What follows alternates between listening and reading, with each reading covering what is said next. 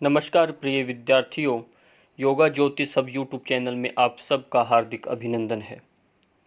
UGC yoga net के अंदर योग दर्शन में से आज हम पढ़ने वाले हैं विभूति पाद में से धारणा, ध्यान और समाधि के बारे में। ये क्या है, इसको हम विस्तार से समझेंगे।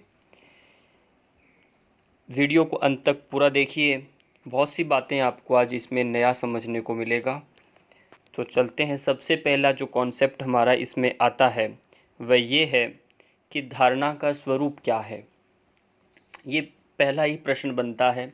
हमें मालूम है कि धारणा का जो वर्णन है अष्टांग योग के अंदर, योग दर्शन के अंदर, वो विभूति पाद में वर्णन मिलता है। अब हमें ये समझना है कि ये धारणा जो है इसमें इसका स्वरूप क्या है जो ये बताया गया है। राजयोग को दो प्रमुख भागों के अंदर बांटा गया है। पूरा राजयोग है उसको दो भागों में बांटा गया है। पहला जो है बहिरंग योग है, दूसरा उसके अंदर आता है अंतरंग योग। बहिरंग योग में यम, नियम, आसन, प्राणायाम और प्रत्याहार, ये पहले जो 5 अंग आते हैं ये बहिरंग कहलाते हैं। और अंतरंग में अगले 3 जो है धारणा, ध्यान और समाधि, ये 3 जो अंग है ये अंतरंग योग हैं। और आज हम अंतरंग अंगों को ही, अंतरंग योग को ही हम पढ़ने जा रहे हैं। धारणा अंतरंग योग का प्रथम अंग होता है। धारणा पहला। तो धारणा मुख्यतः ध्यान की एक पूर्व तैयारी है। हम ध्यान जब हम किस में जाते हैं तो उससे पहले धारणा आना आवश्यक होता है। किसी भी ध्यान से पहले धारणा आवश्यक हुआ। अंतर विषय जो हमारे अंदर अंतर विषयों से मुक्ति के लिए हम मन को एकाग्र करते हैं तो धारणा होती है। प्रत्याहार में क्या होता है? प्रत्याहार में मन तथा चित्त को अंतर्मुखी बनाते हैं और धारणा में उसे एक बिंदु पर लगाते हैं। शास्त्रों में अधिकतर जो पंच महाभूतों की धारणा बताई गई है कि पंच महाभूत जो हैं आकाश, वायु, अग्नि, जल, पृथ्वी के माध्यम से हम धारणा करते हैं। हम उन्हें अनुभव करते हैं क्योंकि अधिक सूक्ष्म विषयों पर हम धारणा नहीं कर सकते। स्थूलता से हम शुरू करते हैं। अब अगला प्रश्न इसमें यह आता है कि धारणा अर्थ एवं परिभाषा क्या है। धारणा के अर्थ के बारे में बात करें तो धारणा मन की एकाग्रता है। धारणा क्या है? मन की एकाग्रता है। एक बिंदु, एक वस्तु या एक स्थान पर मन की सहजता, सजगता यानी अवेयरनेस को अविचल माने बिना हिलाए डुलाए बनाए रखने की क्षमता है। इसे हम धारणा कहते हैं। योग में धारणा का अर्थ होता है मन को किसी एक बिंदु पर लगाए रखना, टिकाए रखना। किसी एक बिंदु पर मन को लगाए रखना ही क्या कहलाता है? धारणा कहलाता है। ये इसका अर्थ हो रहा है। धारणा शब्द की जो व्युत्पत्ति है संस्कृत में ध्री धातु से हुई है। ध्री धातु से हुई है जिसका अर्थ होता है नींव। ध्री मतलब नींव रखना, कोई आधार। ध्री मतलब धारण करना, आधार को हम कहते हैं धारणा। अर्थात ध्यान की ये नींव है, ध्यान की आधारशिला है। इसलिए यदि ध्यान करना है तो आधारशिला यानी आपको धारणा पहले करना है। धारणा परिपक्व होने पर ही ध्यान में प्रवेश मिलता है। बिना इसकी परिपक्वता से आप धारणा में नहीं, ध्यान में नहीं आ सकते।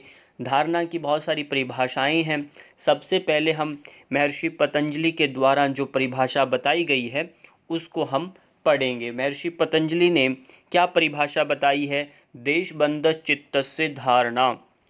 देशबंधस चित्तस्य धारणा, इसका अभिप्राय ये है किसी एक देश में चित्त को ठहराना क्या कहलाता है? धारणा कहलाता है।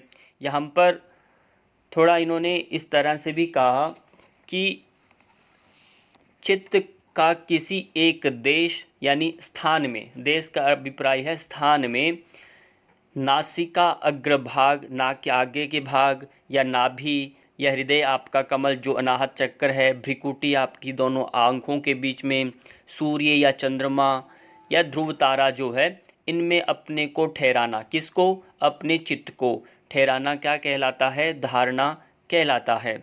अब इसको यदि हम थोड़ा विस्तार से समझें तो इसकी आवश्यकता इसमें तो ये इसके धारणा जो है अंतिम ध्यान और समाधि, ये सब हमने पढ़ लिया है। धारणा की व्याख्या की गई है, जो इस सूत्र में जो बताया वो धारणा की व्याख्या क्या है? चित्त समस्त भटकाव समाप्त हो जाता है। जब चित्त का इधर उधर का भटकाव जब समाप्त हो जाता है तो वह पालतू पशु की भांति साधक के पूर्ण नियंत्रण में आ जाता है। समझ रहे हैं? वो जो पालतू पशु की भांति, इसके बाद साधक जो है उसका उपयोग मुक्ति प्राप्ति के लिए करता है, क्योंकि उसकी प्रत्याहार से इंद्रियां अपने वश में आ गई हैं धारणा से। अब वो मुक्ति प्राप्ति के लिए उसका उपयोग करता है। चित्त शक्ति वही है जिसका पहले संसार की उपलब्धियों तथा भोगों में उपयोग हो रहा था, अब उसका मुक्ति कैवल्य के लिए उपयोग करना है। चित्त तो वही है, अब उसका रास्ता एक नज़रिया बदल दिया गया है। इस चित्त को अब किसी भी एक स्थान पर अपनी इच्छा अनुसार केंद्रित किया जा सकता है। वह स्थान नाभि, कंठ, हृदय, भ्रिकुटी, नासिकाग्रभाग आदि शरीर के भीतर के स्थान हो सकते हैं कहीं पर, अथवा सूर्य, चंद्रमा, ध्रुव तारा आदि बाह्य स्थानों भी हो सकते हैं। इन भिन्न भिन्न स्थानों पर चित्त के ठहराने को ही धारणा कहते हैं। इस तरह से हमने इसको समझा धारणा का एक महर्षि पतंजलि के अनुसार। अगला जो समझेंगे, महर्षि व्यास जी ने धारणा के लिए क्या कहा। महर्षि व्यास जी ने व्यास भाष्य में इनका एक सूत्र आता है यहाँ पर, नाभि चक्रे हृदय पुंडरीके मूर्धनि ज्योतिषी नासिकाग्रे जिह्वाग्र इत्यादि देशों में अथवा बाह्य विषय में वृत्ति मात्र से बंधना।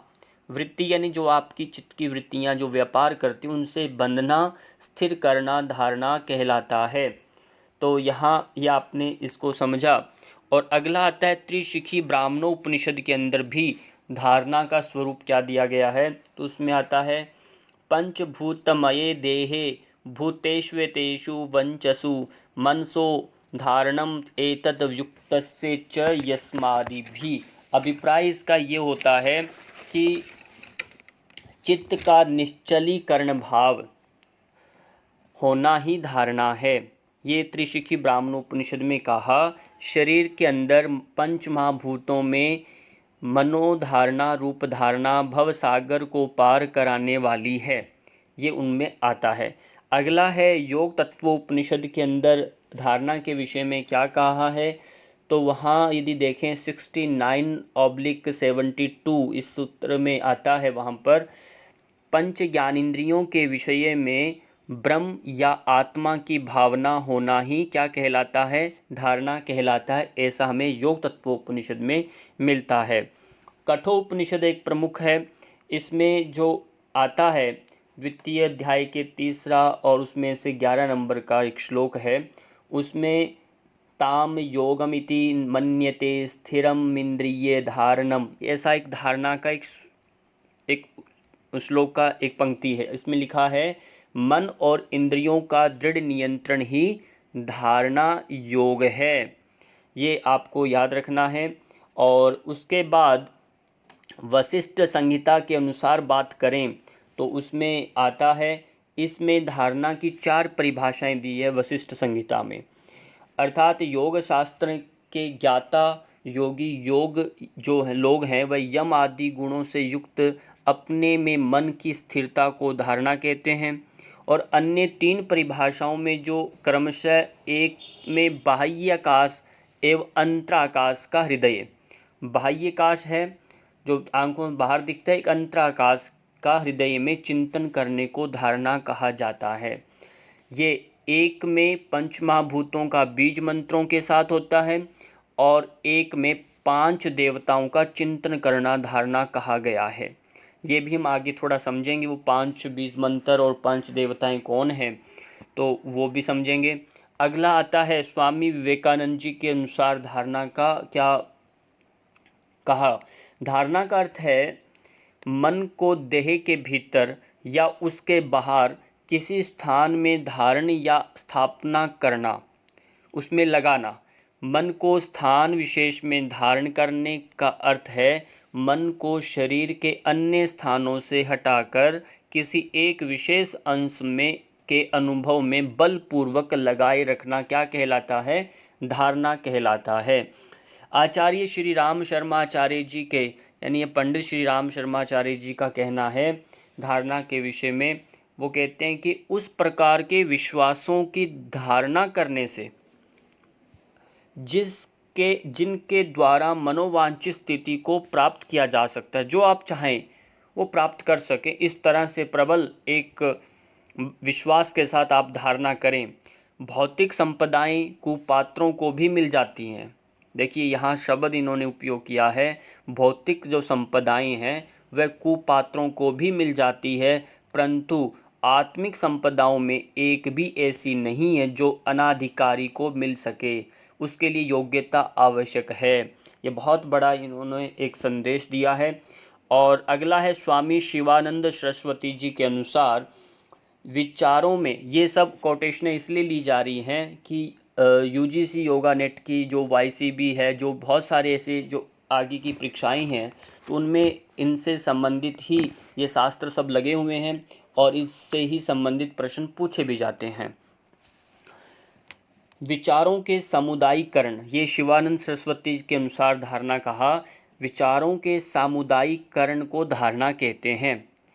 मानसिक प्रवृत्तियों को केवल एक पदार्थ पर स्थिर और प्रतिष्ठापित करना धारणा है। जिस विधि में मन और मन की प्रवृत्तियां एकाग्र कर दी जाती हैं, उनमें चंचलता और विक्षेप नहीं रहता, उसे या उस विधि को धारणा कहा जाता है। तो ये हमने अभी जाना धारणा की सारे अर्थ और उनकी परिभाषाएं। अब हम समझेंगे धारणा के प्रकार। ग्रंथों में विद्वानों ने अलग अलग वर्णन क्या किया है धारणा के प्रकारों के बारे में। सबसे पहले हम देखते हैं स्वामी निरंजनानंद सरस्वती ने धारणा की 4 प्रकार मुख्यतः बताए हैं। उसमें सबसे पहला जो एक प्रकार आता है वो आप देखेंगे औपनिषद की धारणा। जो औपनिषद की धारणा है उसमें 6 प्रकार हैं। उसके 6 प्रकार हैं, उनको आप देखिए। पहला है बाह्य आकाश, दूसरा है अंतराकाश, तीसरा है चिदाकाश, चौथा है आज्ञा चक्र धारणा, पांचवा हृदयाकाश धारणा और छठा है देहराकाश धारणा। इनको आप याद रखिए। फिर दूसरे नंबर पर आता है लय धारणा। लय धारणा 2 प्रकार की होती है, उसमें मूलाधार एवं विशुद्धि दृष्टि, मूलाधार और विशुद्धि दृष्टि जो होती है आपकी शुद्ध दृष्टि, और दूसरा है उसमें लोक दृष्टि। तो ये लय धारणा के 2 प्रकार होते हैं। तीसरा है व्योम धारणा। व्योम धारणा के 5 प्रकार बताए गए हैं। इनमें से गुणा रहित आकाश, गुण रहित आकाश की धारणा की जाती है। इसमें व्योम का अर्थ आकाश होता है। और फिर आता है परम आकाश की धारणा, फिर महाकाश की धारणा, फिर तत्वाकाश की धारणा और सूर्याकाश। ये 5 प्रकार के आकाशों के इसमें, इसलिए व्योम पंचक धारणा इसे कहते हैं। व्योम धारणा मीन्स व्योम पंचक धारणा, क्यों 5 प्रकार की इसमें धारणाएं होती हैं। और इसके बाद आता है नादानुसंधान धारणा। स्थूल से, जो आप स्थूल है यानी कोई भी पंच महाभूत, स्थूल से सूक्ष्म आकाशों की अनुभूति यानी अवचेतन तथा उसके परे ध्वनि कंपन की खोज धारणा का संपूर्ण भाग, जिसे नादानुसंधान कहते हैं। जो भी हम नाद करते हैं उसका अनुसंधान, उसका पीछे जो संधान है उसको महसूस करना, वो नादानुसंधान धारणा कहलाता है। तो ये हुआ स्वामी निरंजनानंद सरस्वती जी के अनुसार। अब अगला देखेंगे वशिष्ठ संहिता के अनुसार धारणा 5 प्रकार की बताई गई है। इसमें चतुर्थ अध्याय का 4 नंबर का आप जब देखेंगे श्लोक, उसमें आता है भूमिर आपस तथा तेजो वायुराकाशमेव च एतेषु पंचवर्णानि धारणा स्मृता, ऐसा कहा। अर्थात पृथ्वी, जल, तेज, वायु और आकाश, इनमें से 5 बीज वर्णों का, 5 ये बीज हैं, इन क्रम से ध्यान रखना। पहला ल, व, र, य और ह का चिंतन करना धारणा है। जो मैंने पहले बताया, ये 5 पंचमहाभूतों के 5 बीजाक्षर हैं और इन्हीं बीजाक्षरों के साथ साथ इनके 5 देवता हैं। जैसे हम बात करते हैं, ये पृथ्वी, सबसे जो पृथ्वी है, पृथ्वी का बीजाक्षर होता है लम। पृथ्वी का बीजाक्षर लम है और उसका देवता है ब्रह्मा। अब इसका स्थान भी ध्यान रखिए, पूरे शरीर के अंदर इनका स्थानों का भी वर्णन किया गया है। पहले आप लिखेंगे महाभूत, फिर स्थान, बीजाक्षर और देवता। तो इसमें पृथ्वी जो है, पृथ्वी पाँव से लेकर जानु यानी घुटनों तक का जो स्थान है, पैरों के पंजों से लेकर के घुटने तक का स्थान, वो पृथ्वी माना गया। और इसका बीजाक्षर जो है वो लम है। लम, लला लकार जो होता है लम है, और देवता इनका ब्रह्मा है। फिर दूसरा आता है पृथ्वी के बाद जल। जल यानी घुटनों से लेके मूलाधार चक्र, गुदा मार्ग तक इसका स्थान है, किसका? जल का। और बीजाक्षर है वम, बीजाक्षर है वम और देवता है विष्णु, विष्णु देवता। तीसरा है अग्नि। अग्नि का जो स्थान है मूलाधार से लेके हृदय तक, मूलाधार से लेकर हृदय तक आपका इसका स्थान अग्नि का है। और बीजाक्षर जो आता है रम, रम जो शब्द है अग्नि का वाची शब्द है और देवता है रुद्र। पहला हुआ ब्रह्मा, फिर विष्णु और तीसरा आ गया रुद्र देवता। अब अगला वायु, चौथा क्या है महाभूत में वायु। वायु का जो स्थान है हृदय से लेकर भ्रू मध्य यानी आज्ञा चक्र तक उसका स्थान हो गया। हृदय से भ्रू मध्य ये वायु का स्थान हुआ। बीजाक्षर हुआ यम, बीजाक्षर है यम और देवता है महत, महत देवता। पांचवा अंतिम है आकाश। आकाश का भ्रू मध्य यानी आज्ञा चक्र से, आइस ब्रोब के मध्य से आज्ञा चक्र से ब्रह्मरंध्र तक, ये इसका स्थान है आकाश को। और बीजाक्षर है हम बीजाक्षर है देवता अध्यवत, अध्यवत। इस तरह से इन पांचों महाभूत, स्थान, बीजाक्षर और देवताओं को आप याद रखेंगे। और अगला आता है घेरंड संहिता के अनुसार धारणा भी 5 प्रकार की बताई गई है। घेरंड संहिता में जो धारणा बताई गई है उसमें से सबसे पहले आता है पार्थिवी धारणा। पार्थिव यानी पृथ्वी की, आभासी धारणा है, और अग्नि, आभासी मतलब जलीय, अग्नि धारणा, वायवी धारणा, आकाशीय धारणा, 5 प्रकार की धारणाएं हैं। और इसी तरह से शिव संहिता में भी 5 धारणाएं जो पंच महाभूतों को लेकर ही धारणाएं बताई गई हैं। उपनिषदों के अंदर भी अधिकांशतः यही धारणा बताई गई है। अब बात करेंगे धारणा का परिणाम क्या है एवं महत्व क्या है, हम धारणा क्यों करते हैं। ये अंतिम पॉइंट आ रहा है आपके लिए।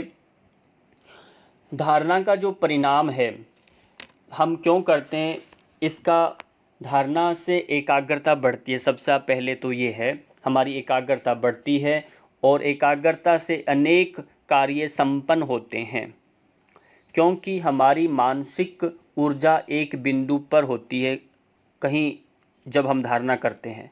आध्यात्मिक एवं लौकिक दोनों प्रकार के कार्यों के लिए धारणा आवश्यक है। चाहे आप सामाजिक उत्थान के लिए बात करें, चाहे आत्मिक उत्थान चाहें, चाहे भौतिक संपदा प्राप्त करें, चाहे ईश्वरीय संपदा प्राप्त करें, उन दोनों के अंदर आपको धारणा आवश्यक है। स्वामी निरंजनानंद सरस्वती के अनुसार कोई भी छोटा से छोटा कार्य हो उसे एकाग्रता से करने की आवश्यकता होती है। बिना एकाग्रता के हम कुछ भी प्राप्त नहीं कर सकते, जबकि एकाग्र मन वाला व्यक्ति कोई भी कार्य अधिक दक्षता पूर्वक कर सकता है। अतः दैनिक जीवन के साथ ही साथ आध्यात्मिक साधना के लिए धारणा आवश्यक है। हम मन की तुलना बल्ब से कर सकते हैं। मन क्या है? बल्ब की तरह है। एक बिजली के बल्ब का प्रकाश सभी दिशाओं में फैलता है, ऊर्जा बिखरती है। आप उस बल्ब से 5 फुट की दूरी पर ताप का अनुभव कर सकते हैं। यद्यपि उस बल्ब के मध्य स्थित फिलामेंट में पर्याप्त ताप विद्यमान होगा। इसी प्रकार मन प्रच्छन्न रूप से अपरिमित शक्ति है, परंतु ये सभी दिशाओं में बिखरती हुई है, जो धारणा से केंद्रित होती है। जो मेन अंदर का है उस पर डिपेंड करता है कि आपका प्रकाश, आपका तप कितना फैलता है। वशिष्ठ संहिता के अंदर भी कुछ धारणा के बारे में आता है, तो उसमें क्या है उसको भी कुछ पॉइंट्स को हम समझेंगे।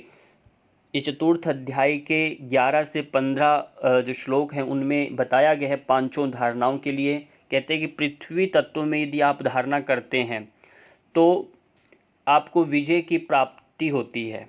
पृथ्वी तत्व पर धारणा करेंगे तो विजय प्राप्ति, क्योंकि पृथ्वी के राजा बनेंगे, विजय प्राप्त कर सकते हैं। जल तत्व की धारणा से रोगों से छुटकारा मिलता है। रोगों को लड़ने के लिए आपको, मेरा अपना चिंतन है कि जल तत्व की धारणा करने से रोगों से छुटकारा मिलता है। रोग हमारा भोजन जब भी हम करते हैं तुरंत पहले रस बनता है, रस से आपके रक्त से पूरे शरीर में आगे का प्रोसेस शुरू होता है। तो सप्त धातुओं में सबसे पहले रस जो है उसका एक बड़ा इसमें विजय से रोगों से छुटकारा मिलता है। फिर तीसरा है अग्नि तत्व की धारणा करने वाला अग्नि से नहीं जलता। वो अग्नि से नहीं जलता, चाहे राग द्वेष है, चाहे आपका क्रोध अग्नि है, काम है, तो कोई किसी प्रकार का अग्नि से वह नहीं जल पाता। वायु तत्व की धारणा से वायु के समान वह आकाश विहारी होता है। ये वायु तत्व का है। आकाश तत्व में 5 पल की धारणा से जीव मुक्त होगा और 1 वर्ष में ही वह मल मूल की अल्पता होगी, यानी उसमें पेशाब है और मल है इत्यादि सब वो कम मात्रा में आएंगे और उसमें भी एक बदबू जो होती है वो चली जाती है। ये एक उसमें हठ योगी के लक्षणों में भी आते हैं और ये वशिष्ठ संहिता के अनुसार आपको धारणा का महत्व बताया गया है। तो हमने सभी का महत्व समझा और धारणा का परिणाम जाना। और अब अगला एक बिंदु आता है, वह आता है ध्यान का स्वरूप। ठीक, ध्यान के बारे में, धारणा को हमने विस्तार से समझ लिया, ध्यान के बारे में, ध्यान का स्वरूप क्या है, तो ये सबसे पहले हम जानेंगे। ध्यान के स्वरूप क्या है। ध्यान शब्द की जो व्युत्पत्ति है वो देही, यहाँ पर ध्यान शब्द की जो व्युत्पत्ति की बात करते हैं उससे पहले स्वरूप समझेंगे थोड़ा इसका, फिर हम इसका अर्थ और स्वरूप परिभाषा को जानेंगे। धारणा के पश्चात जो ध्यान की प्रक्रिया आती है, जब धारणाभ्यासी देश विशेष में मन को लगाते हुए मन को ध्येय के विषय पर स्थिर कर लेता है जब वह, तो उसे ध्यान कहते हैं। ये समाधि सिद्धि के पूर्व की अवस्था है। ध्यान अष्टांग योग का 7वां अंग है, ये भी ध्यान रखें। पहले के 6 अंग ध्यान की तैयारी के रूप में लिए जाते हैं, यूँ भी कह सकते हैं। ध्यान से आत्म साक्षात्कार होता है। ध्यान को मुक्ति का द्वार माना जाता है। स्वामी शिवानंद ने कहा, ध्यान मोक्ष के द्वार खोलता है। ध्यान क्या करता है? मोक्ष के द्वार खोलता है।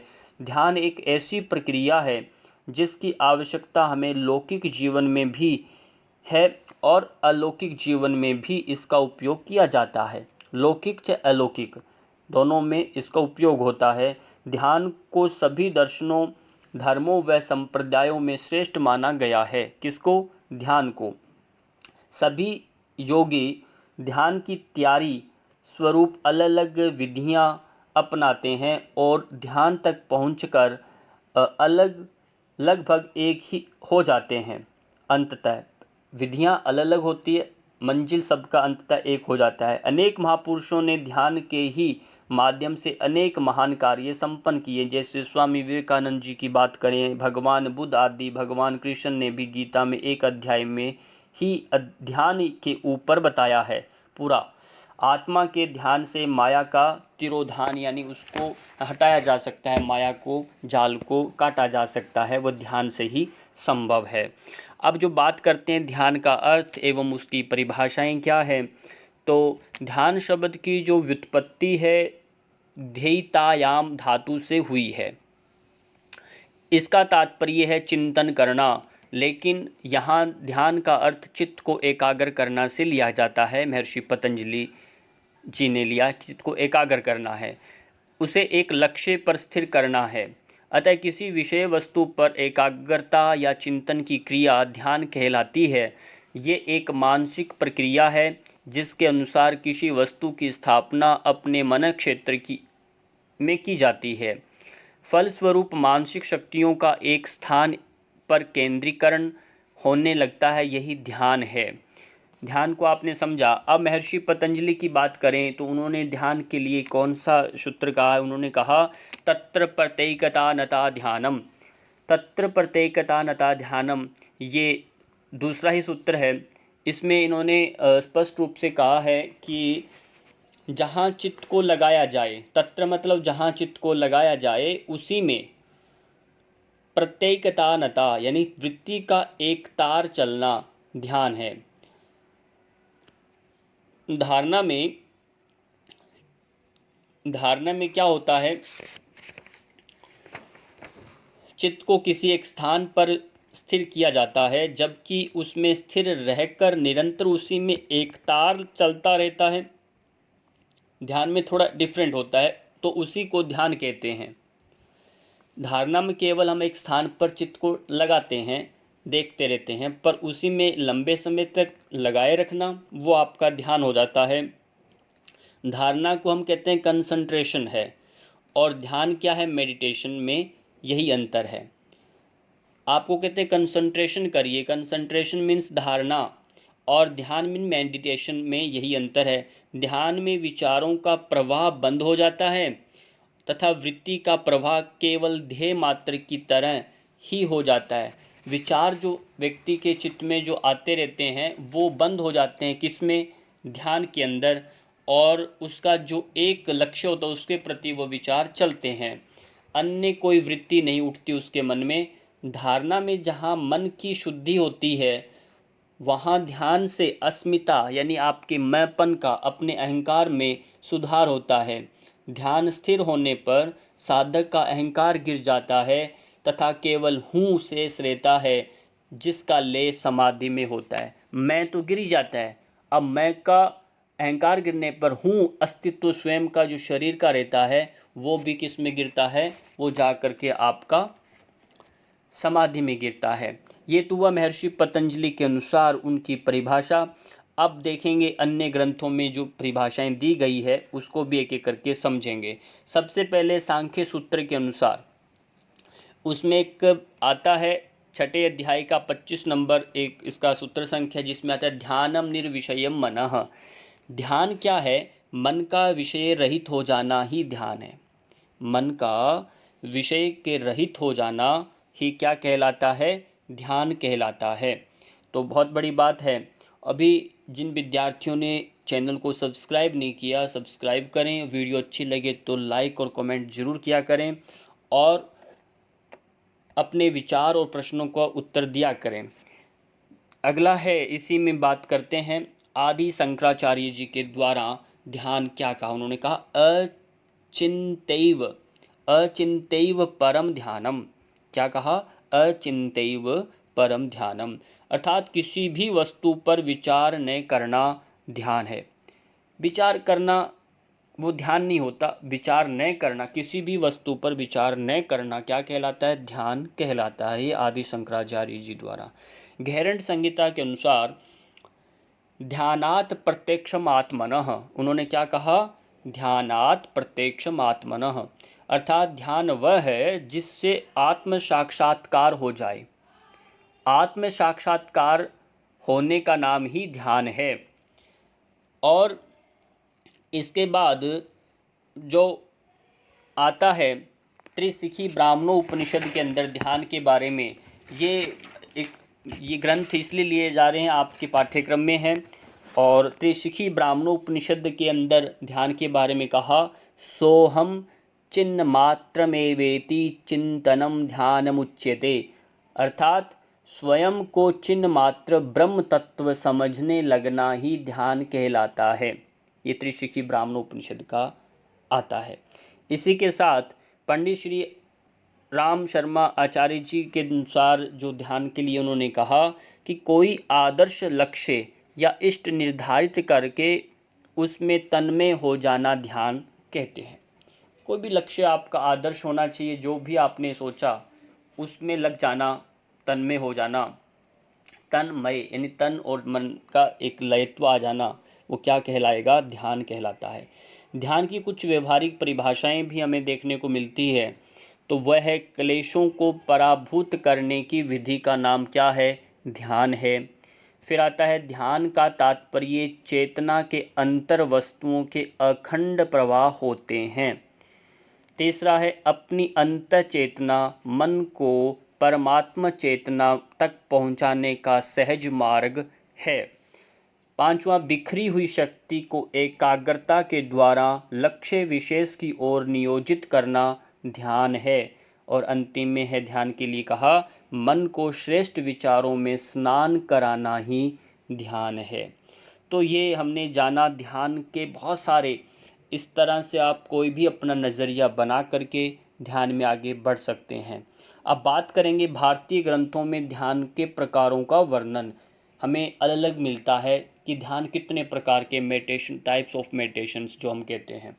तो अब इनमें से सबसे पहले हम बात करेंगे शांडिल्य उपनिषद के अनुसार ध्यान के प्रकार कितने हैं। ये बहुत इम्पोर्टेंट हैं बातें और इसको आप ध्यान से याद रखिएगा।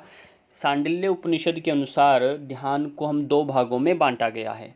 कितने प्रकार का है? दो प्रकार। एक होता है सैगुण ध्यान और होता है एक निर्गुण ध्यान। सैगुण ध्यान में होता है आप कोई भी एक साकार रूप में अपना इष्ट मूर्ति का, किसी देवताओं का ध्यान जो हम करते हैं वह साकार पूजा जो हम कहते हैं सैगुण ध्यान होता है, जिसमें मात्र सिद्धियां प्राप्त होती है। किसमें? सगुण ध्यान में। और दूसरा आता है आपका निर्गुण ध्यान, जिसमें आपका कोई आकार नहीं है, कोई गुण रहित है वो, उसका आप ध्यान करते हैं। अब अगला है घेरंड संहिता के अनुसार, जो घेरंड मुनि के द्वारा रचित ग्रंथ है, उसमें 3 प्रकार का ध्यान बताया। स्थूलम ज्योतिष तथा सूक्ष्मम ध्यानस्य त्रिविधम विदुः। स्थूलम मूर्तिमयं प्रोक्तम तेजोमयं सूक्ष्म बिंदुमयं ब्रह्म कुंडली पर देवता। ये 6ठे अध्याय का पहला ही श्लोक आपको ध्यान का आता है इसमें कि स्थूल ध्यान पहला, फिर दूसरा है ज्योति ध्यान, तीसरा है सूक्ष्म ध्यान के भेद से ध्यान 3 प्रकार का होता है।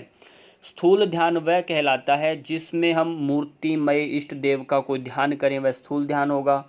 ज्योतिर्मय ध्यान वह है जिसमें हम तेजोमय ज्योतिर्मय स्वरूप ब्रह्म का चिंतन हो, जिसमें वह ज्योतिर्मय ध्यान है। सूक्ष्म ध्यान उसे कहते हैं जिसमें बिंदुमय ब्रह्म कुंडलिनी शक्ति का चिंतन किया जाए, अंत जो हमारे चक्रों का जिसमें ध्यान किया जाए, वह क्या कहलाता है? सूक्ष्म ध्यान कहलाता है। इस तरह से आपने जाना। अब ध्यान का महत्व क्या है, हम ध्यान क्यों करें?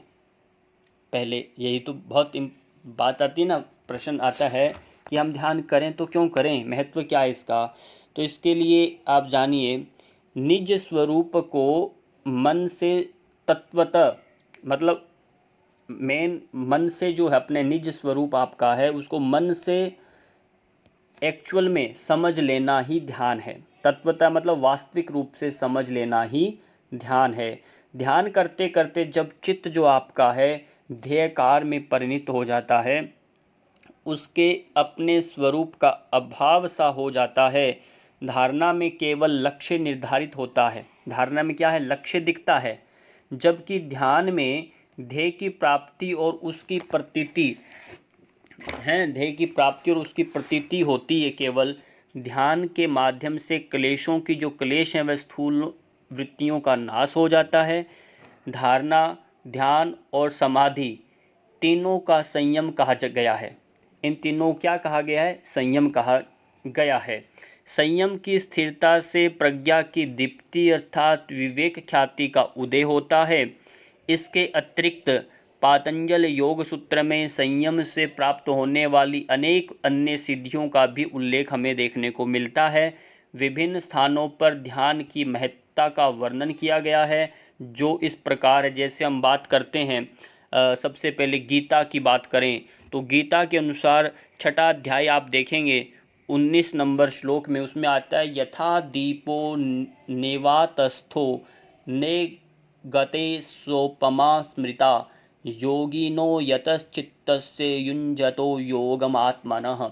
अर्थात जिस प्रकार वायु रहित स्थान में स्थित दीपक की लौ चलायमान नहीं होती, वो हिलडुल नहीं कर पाती, वैसे ही उपमा परमात्मा के ध्यान में लगे हुए योगी के जीते हुए चित्त की गई है।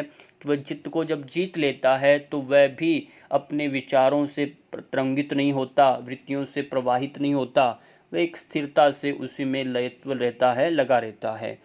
तो ये हुआ गीता के अनुसार। इसी तरह गैरण्य संहिता में भी प्रथम अध्याय का 11 नंबर का श्लोक देखेंगे तो उसमें पाएंगे आप ध्यानात् प्रत्यक्षमात्मनः। ध्यान से अपनी आत्मा का प्रत्यक्ष हो जाता है, अर्थात ध्यान जब आप करते हैं आत्मज्ञान की प्राप्ति होती है उससे। इस प्रकार हम ये समझ सकते हैं कि ध्यान का जो योग साधना हेतु क्या महत्व है। ध्यान एक विज्ञान है। ध्यान क्या है? एक विज्ञान है जो हमारे शारीरिक, मानसिक, भावनात्मक, बौद्धिक और आध्यात्मिक विकास में हमारी सहायता कर हमें अपने संपूर्ण अस्तित्व का स्वामी बनाने में सक्षम होता है। ध्यान करने से मानव में विभिन्न शक्तियों का समुच्चय उपलब्ध है। प्रत्येक शक्ति के विकास के लिए अपने विधि विधान हैं। इन सभी शक्तियों का संगम ही हमारा जीवन है। जब हम ध्यान के विकास की प्रक्रिया में गतिशीलता लाते हैं, ध्यान के द्वारा सूक्ष्म मन के अनुभवों को स्पष्ट किया जाता है। जैसे जैसे हम अपने भीतर सूक्ष्म अनुभवों को जानने में सक्षम हो जाते हैं, हम अंतर्मुखी होते हैं। ये आत्म साक्षात्कार की अवस्था है। आत्म साक्षात्कार का तात्पर्य ये यहाँ पर सीधा ईश्वर से संबंध नहीं, वर्ण स्वयं के अनुसंधान से है। ध्यान अपने आप को पहुँचाने की प्रक्रिया है, स्वयं तक पहुँचाता है, और स्वयं का साक्षात्कार होना, स्वयं को जानना ध्यान के द्वारा ही संभव है। ध्यान प्राचीन भारतीय ऋषि मुनियों, तत्ववेताओं द्वारा प्रतिपादित अनमोल ज्ञान विज्ञान से युक्त एवं विशिष्ट पद्धति है। इसके द्वारा मनुष्य का समग्र उत्थान, विकास, उत्कर्ष संभव है। तो ये हुई ध्यान से संबंधित बहुत सारी बातें। अब अगला जो पॉइंट आता है आपका समाधि का स्वरूप। समाधि का स्वरूप क्या है उसको हमने समझना है। समाधि क्या है? पहले हमने ध्यान समझा, अब ध्यान और समाधि में थोड़ा सा एक बार अंतर थोड़ा समझ लीजिए, फिर आपको पकड़ में आएगी बात, इसके स्वरूप को जानने में सहजता होगी। ध्यान की परिपक्व अवस्था का नाम ही समाधि है। समाधि किसे कहेंगे? ध्यान जब परिपक्व हो जाता है उसी का दूसरा नाम क्या है? समाधि बनता है। ध्यान का अभ्यास दीर्घ काल तक करते रहने पर जब उसमें परिपूर्णता आ जाती है तब वही ध्यान समाधि के रूप में परिणत यानी उसमें कन्वर्ट हो जाता है। अतः ध्यान के बाद समाधि की अवस्था आती है। वस्तुतः समाधि ध्यान की ही अगली एवं पूर्ण अवस्था है, अलग कुछ भी नहीं है। तो इसको आपने ध्यान से समझ लेना है, यही इसका स्वरूप है। अब समाधि का अर्थ व परिभाषा इसकी क्या है, पहले इसके अर्थ को जानिए। समाधि शब्द जो है वह सम और आ उपसर्ग पूर्वक धा धातु से कित प्रत्यय, इसमें कित प्रत्यय करने पर बना है, जिसका अर्थ होता है एकाग्रता, एकाग्र करना। ध्यान की पराकाष्ठा, योग की अंतिम स्थिति, आत्म साक्षात्कार की स्थिति, जीवात्मा परमात्मा मिलन की अवस्था आदि, ये सब क्या है? समाधि कहलाता है। समाधि का अर्थ होता है ध्येय वस्तु में, जो आपका ध्येय है उस वस्तु में चित्त की विक्षेप रहित एकाग्रता, चित्त भटकाव नहीं हो रहा, विघ्न नहीं आ रहा, उस रहित जो एकाग्रता बनती है वह समाधि कहलाती है। अब बात करें योग दर्शन के अनुसार तो उसमें व्यास जी ने कहा समाधीयते चित्तमनेनेतोति समाधि। समाधीयते चित्तमननेनोति समाधि, अर्थात समस्त वृत्तियों के निरोध होने पर चित्त की स्थिर और उत्कृष्ट अवस्था का नाम समाधि है, ये कहा। और भोज के अनुसार यदि भोज है, उन्होंने कहा जिसमें मन विक्षेपों से हटाकर, ये परिभाषाएं आ रही हैं, जिससे मन विक्षेपों से हटाकर एकाग्र किया जाता है वह समाधि है। राजमार्तंड वृत्ति है, उसमें आता है सम्यक अधीयते एकाग्री क्रियते विक्षेपान परिहृत्य मनोयत्र स समाधि, अर्थात समाधि की परिभाषा करते हुए विद्यारण्य स्वामी ने भी कहा कि निर्वात स्थान में, निर्वात जहाँ वायु रहित स्थान, ऐसा स्थान जहाँ वायु नहीं चल रही उसे बोलते निर्वात, में रखे दीपक की लो के समान चंचलता से रहित चित्त की निश्चल अवस्था का नाम ही समाधि है। जो हमने गीता वाला उदाहरण पढ़ा सेम वही है। अब महर्षि पतंजलि के अनुसार समाधि की जो परिभाषा क्या है वो आप सूत्र में इसमें देखेंगे। तदेवार्थ मात्र निर्भाषम स्वरूप शून्य में समाधि। महर्षि पतंजलि ने कहा कि ध्यान करते करते जब आपका चित्त जो है ध्येयाकार में जब परिणत हो जाता है तो अपने स्वरूप का शून्य यानी अभाव लुप्त सा हो जाता है। ठीक, तो हमारा ऐसा जब स्थिति बनता है तो वह आपका क्या कहलाता है, ध्यान है। उस समय ध्येय से भिन्न कोई ही वस्तु प्रतीत नहीं हो तो ध्यान की वही अवस्था समाधि कहलाती है, ऐसा वहाँ पर कहा गया है। फिर भी जो एक और इसमें सूत्र एक आता है तदेवार्थ का, आप देखेंगे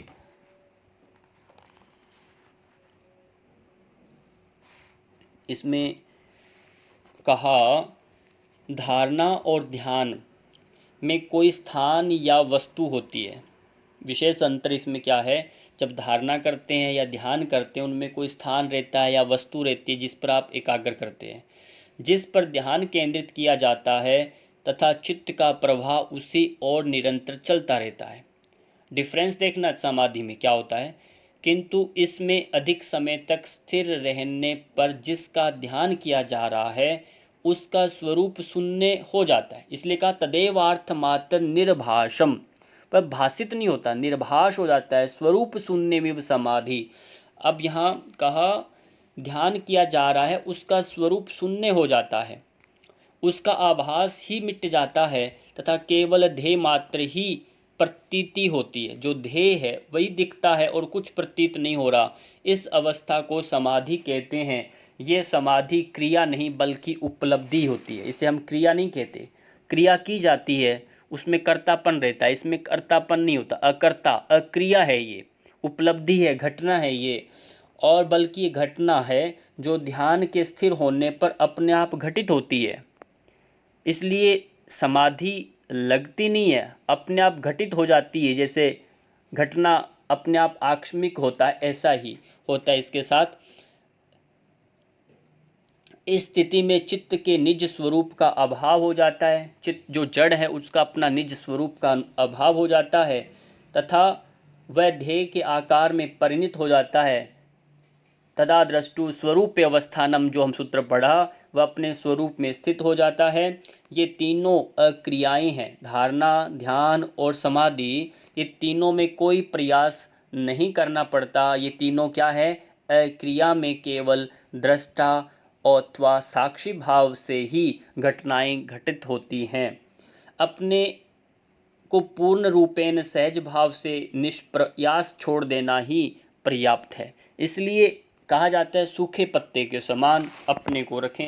अपनापन, उसमें कर्तापन, अहम भाव रहित होकर जब व्यक्ति विचरण करता है, कार्य करता है, तो उसमें एक ऐश्वर्य कार्य वह बन जाता है।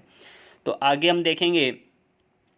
अब योग भाष्यकार जो हैं व्यास जी ने अनुसार समाधि क्या है, उन्होंने क्या कहा समाधि के बारे में। उन्होंने एक समाधि व्यास भाष्य में तीसरे अध्याय पहला जो पार्ट है उसमें तीसरा ही श्लोक आता है, उसमें लिखा उन्होंने ध्यानमेव ध्येयाकार निर्भाषम प्रत्ययात्मकेन स्वरूपेण शून्यमिव यदा भवति स्वभावावेशा तदा समाधिरित्युच्यते। अर्थात जिस काल में ध्येय केवल ध्येयकार होकर निरंतर शासित होता है एवं ध्येय का स्वरूप हो जाने से चित्त वृत्त्यात्मक ध्यान स्वरूप शून्य के समान हो जाता है, उस समय वही ध्यान समाधि के नाम से कहा जाता है। ये उन्होंने बहुत ही सरलता से उसमें बताया है। तो आगे जो आता है इसके अंदर हम देखेंगे इसमें विशेष क्या है, वो है व्यास भाष्य का। ये मैंने सूत्र संख्या दी है, इसमें इनका बताया गया है। समाधि की परिभाषाएं हैं। समाधि की परिभाषाएं सबसे पहले महर्षि याज्ञवल्क्य जी की एक परिभाषा हम आपको बता रहे हैं। महर्षि याज्ञवल्क्य जी ने समाधि के लिए जो परिभाषा बताई है, उन्होंने कहा है, याज्ञवल्क्य जी हैं, ये बहुत बड़े दृष्टा रहे हैं। इन्होंने योग के बारे में खूब बताया है। तो याज्ञवल्क्य जी का एक परिभाषा हमें यहाँ दिखाई, उन्होंने जो कहा है अभी आपको बताते हैं।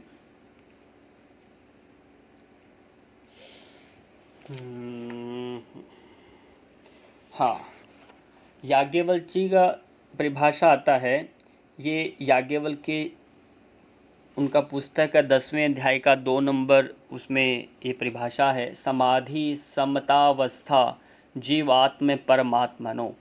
यानी इसमें उन्होंने कहा कि जीवात्मा और परमात्मा की समान या समतावस्था को समाधि कहा गया है। आप जीवात्मा है परमात्मा, दोनों की समान या समता अवस्था को ही क्या कहा, समाधि कहा गया है।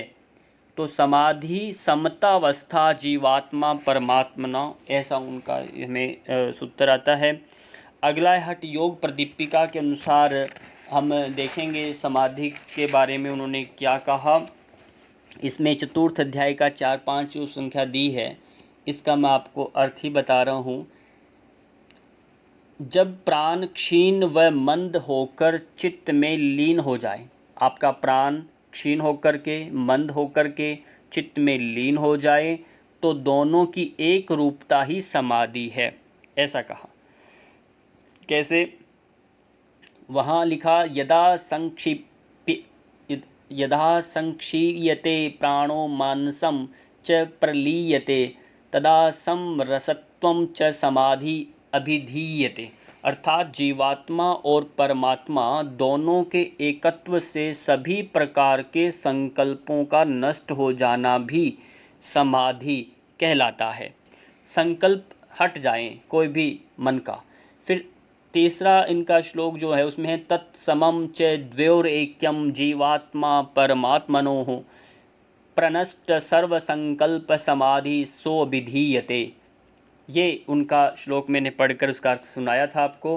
तो इस तरह से 3 बातें उन्होंने इस 2 श्लोकों में कहा। अब घेरंड संहिता के अनुसार क्या है, उन्होंने कहा, शरीर से मन को भिन्न करके, शरीर को मन से भिन्न करके परमात्मा में लगाने पर समाधि होता है। समाधि में अपने नित्य मुक्त शोक दुख रहित, नित्य जो मुक्त है शोक दुख रहित सच्चिदानंद स्वरूप ब्रह्म रूप का बोध हो जाता है। किसमें, समाधि में। इसके लिए विद्या, गुरु और आत्मा की प्रतीति के साथ मन का प्रबोध आवश्यक है। तो वहाँ ये इसमें श्लोकों में यही वहाँ पर बताया गया है घेरंड संहिता के अंदर। तो इस तरह से आपने ये जाना।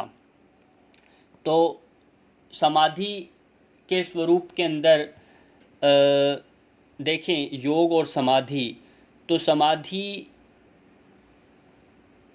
की अवस्था में ही योग का उद्देश्य पूर्ण होता है। प्राय समाधि को योग प्राय माना जाता है। व्यास भाष्य जी ने कहा इसमें योग है समाधि, ये व्यास भाष्य का पहला ही सूत्र है पहले अध्याय का। उन्होंने कहा योग है समाधि, समाधि ही योग है। तो इस तरह से आपने इसको जानना है। और इसके साथ साथ आगे से जुड़े हुए हम सूत्रों को पढ़ रहे हैं अभी, तो ये प्रकरण आगे और बढ़ाते हैं। तो त्रयम एकत्र संयमः, ये शब्द जो है त्रयम एकत्र संयम में के ये तीन है। किसी एक ध्येय विषय में, कोई भी आपका एक ध्येय विषय में त्रयम यानी तीनों का होना। कौन तीन? धारणा, ध्यान और समाधि, इन तीनों का एक ही वस्तु में स्थित हो जाना वह संयम कहलाता है। तो ये बहुत आपको बताया वही संयम है। इसको थोड़ा विस्तार से समझिए हल्का हल्का। जब किसी ध्येय वस्तु में इन तीनों धारणा, ध्यान, समाधि की स्थिति जब हो जाते हैं तो इसे हम संयम कहते हैं।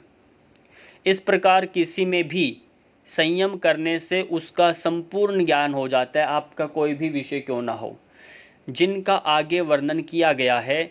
आज के वैज्ञानिक ज्ञान प्राप्त करने के लिए प्रयोगशाला में परीक्षण करके अथवा घटनाओं और परिस्थितियों का अध्ययन करके निर्णय लेते हैं, किंतु इनमें पूर्ण ज्ञान के अभाव में त्रुटि की गुंजाइश रहती है, कोई गलतियां हो सकती है। ये विधि अंश से पूर्ण की ओर जाने की है। इससे वैज्ञानिक पदार्थ से आरंभ करके ऊर्जा तक पहुँचे हैं।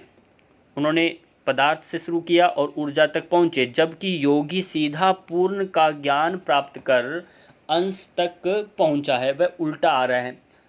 ठीक, ये समस्त सृष्टि उसी एक तत्व का फैलाव मात्र है। वह पुरुष और प्रकृति के स्वरूप से आरंभ करके महतत्व, जो आप 25 तत्व जानते हैं ना, महतत्व, बुद्धि, अहंकार, तन्मात्राएं और भूत के द्रव्य जो हैं, इंद्रियां तथा शरीर तक आया है। पूर्ण का ज्ञान होने से त्रुटियों की संभावना कम हो जाती है, गलतियां कम होती हैं। सृष्टि का सारा ज्ञान योगियों ने इसी प्रकार संयम करके प्राप्त किया। जो भी हम आज वेदों उपनिषदों में जो कल्पनाएं, जो हम आज बैठे यहाँ बिना उपयंत्रों के उस समय की बात करें, तो उन्होंने जो बताया, जो आज वास्तविक में वैज्ञानिकों के माध्यम से हमें सुनने को पढ़ने को मिलता है, वो जो बातें उन्होंने कही वह संयम के माध्यम से ही सिद्ध हुआ था। तो उन्होंने यही कहा कि अध्यात्म में जो त्रुटियां दिखाई देती हैं वे अज्ञानियों द्वारा की गई घोषणाओं और व्याख्याओं के कारण आई हैं। मान लीजिए मैं आज आपको पढ़ा रहा हूँ, तो हो सकता है पढ़ाते वक्त मेरा अपना एक एक्सप्लेनेशन है, जो परिभाषाएं मैं दे रहा हूँ वो अपने मन घड़ंत कुछ भी बोल दूँ, तो वही का अज्ञानियों के द्वारा व्याख्याएं के कारण उसमें त्रुटियां आई हैं। अन्यथा पूर्ण ज्ञानी जो कोई होता है वह सृष्टि की रहस्यों को भली भांति समझ सकता है, क्योंकि उसकी समझ संपूर्ण क्रिया प्रणाली का उसे ज्ञान हो जाता है। यही अंतर्दृष्टि है जिसे प्राप्त करके प्राचीन काल में योगियों, ऋषि मुनियों आदि ने चमत्कारिक खोजें की। भारत इन खोजों में सबसे धनी है। जब किसी में इतना लग जाए कि वह अपने आप को भूल जाता है, उसे हम क्या कहते हैं? संयम कहते हैं। इसलिए हम बात बात में कहते हैं बच्चों को थोड़ा संयम रखें। संयम रखें मतलब अपने विषय पर एकाग्र हो जाइए, ध्यान लगाएं, ताकि एक विषय से हटे मत, संयम रखें। तो अगला सूत्र आता है, इसको हम पढ़ेंगे। तज्जयात प्रज्ञालोकः। इस सूत्र का अभिप्राय है तज्जयात, उसको जीत लेने से, तत् मतलब उसको जीत लेने से, प्रज्ञालोक है, बुद्धि का प्रकाश होता है। बुद्धि का प्रकाश कैसे? मनुष्य में सामान्य बुद्धि होती है। असल में हर व्यक्ति में हमारी एक सामान्य अपना एक लेवल है इसका, जिससे वह सांसारिक छोटी मोटी बातों को ही समझ सकता है, ठीक, तथा सीमित दायरे में ही निर्णय ले सकता है, बड़ा डिसीजन ले नहीं पाता। किंतु जब मनुष्य में अंतर चेतना का विकास हो जाता है तो उसकी बुद्धि असाधारण को भी समझने लगती है और असीम का निर्णय, जिसका सीमा रहित अपरिमित जो है असीम का निर्णय लेने में भी सक्षम हो जाती है। इस विशेष बुद्धि को ही प्रज्ञा कहते हैं। ये प्रज्ञा कब आती है? संयम के माध्यम से। तीनों को जब जीत लेते हैं तब ये प्रज्ञा आती है। जब साधक का संयम सिद्ध हो जाता है तो उसमें इस प्रज्ञा का प्रकाश होता है। तब ये प्रकाश का एक बुद्धि में आता है, जिससे वह सब कुछ स्पष्ट देख सकता है तथा सत्य का निर्णय ले सकता है। यही साधक का अध्यात्म प्रसाद है। इसको बोलते हैं अध्यात्म प्रसाद है, जिसकी उपलब्धि उसे इस संयम के द्वारा होती है। इसी प्रज्ञा से योगी अलौकिक कार्य कर सकते हैं, जो एक सामान्य नहीं होता, असामान्य ऐश्वर्य कार्य करता है। अद्भुत जो हम कहते हैं, जिसमें वह क्या करता है? वेद, उपनिषद, पुराण, षट दर्शन, आयुर्वेद, ज्योतिष, कुरान आदि ग्रंथ इसी अलौकिक ज्ञान शक्ति द्वारा लिखे गए हैं।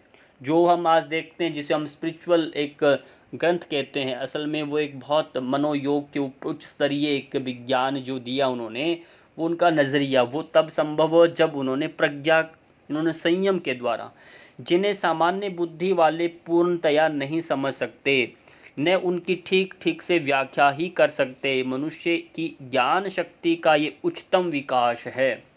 ये बहुत ऊपरी स्टेज होता है जब व्यक्ति संयम के माध्यम से प्रज्ञा को जान लेता है। अगले सूत्र में महर्षि पतंजलि कहते हैं तस्य भूमिषु विनियोगः। तस्य भूमिषु विनियोगः का अभिप्राय है उस संयम का क्रम से है भूमियों में विनियोग करना चाहिए। अब ये विनियोग क्या है? यानी उस विजयी संयम का जब आप विजय करते हैं, संयम के बाद स्थूल है चाहे सूक्ष्म है या सूक्ष्मेतर और सूक्ष्म से भी सूक्ष्म विभिन्न समाधियाँ भूमियों में क्रम से योग करना चाहिए। योग मतलब प्रयोग करना चाहिए, यहाँ ये कहा। अब कैसे प्रयोग करना है? जिसकी जो जैसे योग्यता, कैसे प्रयोग करना, इस सूत्र में महर्षि पतंजलि कह रहे हैं जब किसी साधक का संयम सिद्ध हो जाता है, कोई भी संयम सिद्ध जब हो जाता है तो उसका प्रकाश, तो उसका प्रयोग सबसे पहले स्थूल विषयों में करना चाहिए।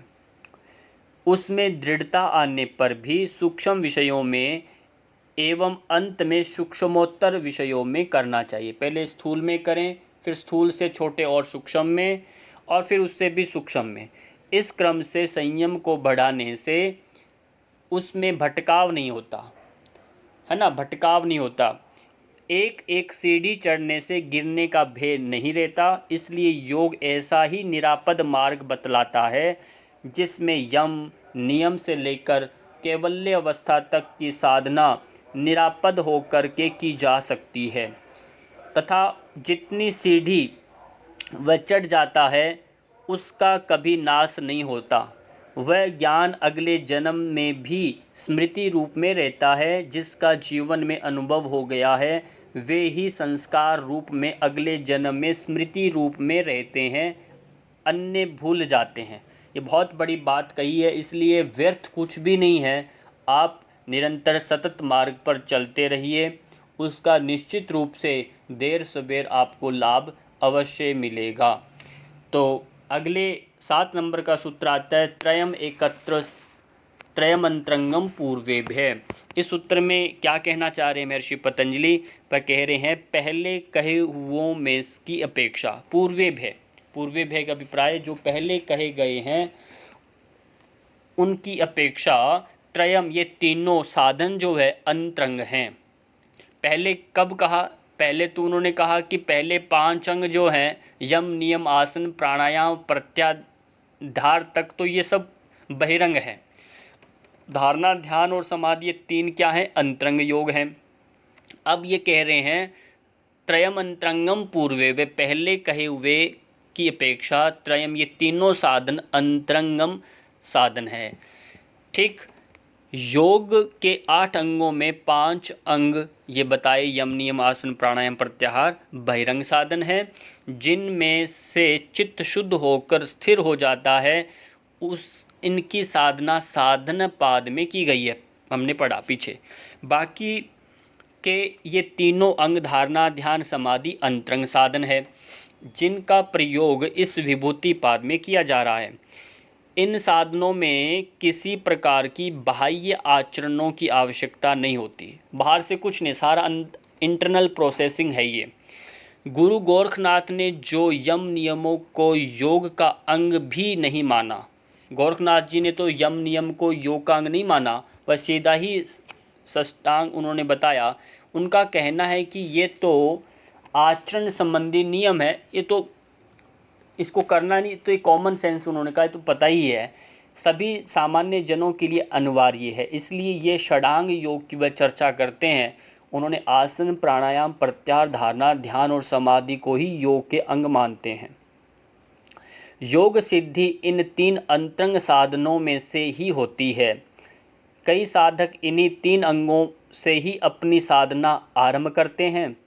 पहले के 5 साधनों में शरीर आवश्यकता होती है, किंतु इसके बाद शरीर से किया जाने वाला कार्य समाप्त हो जाता है, केवल चित्त से संबंधित कार्य ही शेष रह जाता है, इसलिए इन्हें अंतरंग योग कहा जाता है, अंतरंग साधन कहा गया। वे पूर्व 5 साधनों से उच्च श्रेणी के हैं जो योग के अधिक निकट हैं। कौन से? लास्ट वाले 3, इसलिए कहा। फिर 8 नंबर का अंतिम सूत्र आज का हमारा ये है कि तदपि बहिरंगम निर्बीजस्य। इस सूत्र में महर्षि पतंजलि कहना चाह रहे हैं कि वे जो ऊपर कहे हुए धारणा आदि तीनों भी निर्बीजस्य, निर्बीज समाधि के बहिरंग साधन है। निर्बीज समाधि की क्या है? बहिरंग साधन है। क्यों? क्योंकि आपने समाधि 2 प्रकार की जानी, संप्रज्ञात और असंप्रज्ञात। संप्रज्ञात जो एक निर्बीज, सहबीज और निर्बीज समाधि से हम कहते हैं, संप्रज्ञात सहबीज और असंप्रज्ञात निर्बीज। कहते हैं निर्बीज समाधि जब आपको प्राप्त होती है, असंप्रज्ञात समाधि, तो ये तीनों अंग भी आपके बहिरंग हो जाते हैं, अंतरंग नहीं कहलाएंगे। ये आगे की बहुत बड़ी बात है, इसलिए इनको बहिरंग तब मानेंगे जब आप निर्बीज समाधि को प्राप्त कर लेंगे। अन्यथा जब निर्बीज समाधि को प्राप्त न करें, उस समय की स्थिति में आप इन तीनों को क्या मानेंगे? यही आपके अंतरंग कहलाएंगे। इसी को अब थोड़ा समझते हुए क्लास को पूरा विश्राम लेंगे। योग के अंतिम 3 अंग धारणा, ध्यान, समाधि यद्यपि योग साधना में अंतरंग साधन है, किंतु इनके सिद्ध होने पर सहबीज समाधि की प्राप्ति होती है।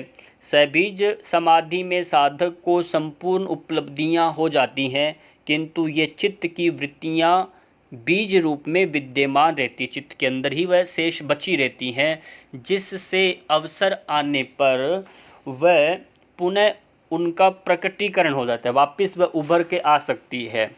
इस बीज रूप वृत्तियों को नष्ट करके ही निर्बीज समाधि उपलब्ध होती है। इसी को कैवल्य अवस्था कहते हैं। कैवल्य अवस्था जिसमें चित्त में कुछ भी शेष ना रहे, वह कैवल्य अवस्था कहते हैं। निर्बीज समाधि को प्राप्त करने के लिए ये साधन काम नहीं आते। कौन से? जो धारणा, ध्यान, समाधि, ये फिर काम नहीं आते। उसके लिए साधन मात्र ही बाधा बन जाते हैं, वह साधन ही बाधक हो जाते हैं। जैसे कोई मिसाल से हम जंगल को पार करें, अंधकार को, और जब प्रकाश में आप आ गए तो उस मिसाल को हम वहाँ पर लेके नहीं घूमते, उसको वहाँ पर हम छोड़ देते हैं। यदि लेकर घूमेंगे तो वही हमारे को वजन दे रही है, हम फिर एक कैवल्य अवस्था में है। केवल अपने को ही प्रकाश में अकेले लेके चलते हैं। उस लालटेन या जो भी हम प्रकाश का पुंज लेके अंधकार से निकले, उसको वहीं छोड़ देते हैं। यही कहना चाह रहे हैं महर्षि पतंजलि। कहते हैं निर्बीज समाधि को प्राप्त करने के लिए ये साधन काम नहीं आते, इसलिए इसके लिए ये भी बहिरंग साधन ही है। उसके लिए साधन मात्र ही क्या बन जाते हैं? बाधा बन जाते हैं। वहाँ केवल दृष्टा भाव आवश्यक है, जिससे चित्त का अपने कारण में पूर्ण विलय हो जाता है। सहबीज समाधि में समाधि प्रज्ञा के संस्कार रह जाते हैं। सहबीज में तो प्रज्ञा के संस्कार रह जाते हैं, जिनका पर वैराग्य की दृढ़ता से निरोध किया जाता है, तभी निर्बीज समाधि सिद्ध होती है। इसमें किसी ध्येय में चित्त को स्थिर नहीं किया जाता। किसमें? निर्बीज में, क्योंकि ये भी क्रिया ही है। इसमें चित्त का ही अभाव किया जाता है, जो बिना क्रिया के वैराग्य भाव से ही होता है। सबीज समाधि तो इनके संयम से प्राप्त हो जाती है, किंतु निर्बीज समाधि उनके संयम करने से प्राप्त नहीं होती। यहाँ इस संयम करने वाले चित्त का ही अभाव करना पड़ता है। सबीज समाधि प्राप्त होने के बाद योगी विवेक ख्याति प्राप्त होती है, जिससे वह सत्य सत्य का ज्ञान कर सकता है। योगी की यहाँ तक की अवस्था संप्रज्ञात समाधि ही है। इसके बाद निर्बीज समाधि प्राप्त होती है, जिसे असंप्रज्ञात समाधि कहते हैं। यही योग की अंतिम सीढ़ी है। यहाँ समाधि भी अनावश्यक हो जाती है। ये संयम करने से नहीं आती, बल्कि संयम को भी छोड़ देना पड़ता है। यहाँ सभी क्रिया को छोड़ देना है, ये अक्रिया में से आती है। ये बहुत ही सरलता से आपको बताया गया अभी। तो ये हमने धारणा, ध्यान और समाधि, इन तीनों को अच्छा आज हमने विस्तार से पढ़ा, और अष्टांग योग के विभूतिपाद के 8 नंबर तक के सूत्रों को भी हमने स्पष्ट किया। अगली कक्षा में कंटिन्यू इन्हीं सूत्रों की तरह से हम पढ़ेंगे। तब के लिए सबका बहुत बहुत धन्यवाद। वीडियो को अच्छा लगे शेयर कमेंट करके ज़रूर बताइएगा।